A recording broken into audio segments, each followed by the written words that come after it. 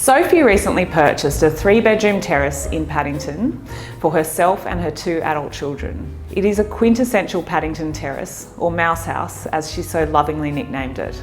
Her brief was simple: use every single inch with no dead space. Having renovated many terraces in Paddington, including my own, I really understand the complexities they can present. There is no room for error. In some ways, they are the most demanding type of design job there is. The first things I notice are the stairs are in the wrong spot and hogging all the light available to bedroom 2.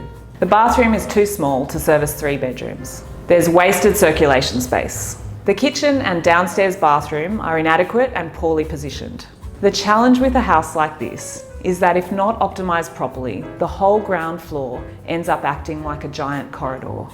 Not only do you have to be efficient, you have to clearly define the spaces and allocate their use. Sophie had initially requested that we simply provide a thorough furniture layout for the existing space. However, I also wanted to show her what would be possible should she decide to gut the terrace. We presented her with 2 options. Layout Revision 1, Minimal Intervention. In this version, we retained as much of the original building as possible, which meant working around the existing stair location. The rear is too stumpy to fit a kitchen, dining, living in it due to the stair location.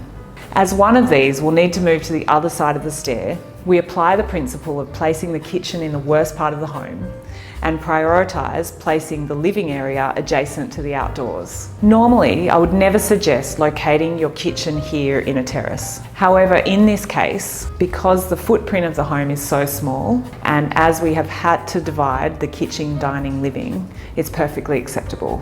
It gives you a large and efficient kitchen and provides a spacious dining and living at the rear. It's unusual, but in this context, it works quite efficiently. Plus, it gives you a lot of added amenity. Upstairs, we moved a lightweight wall and extended the bathroom.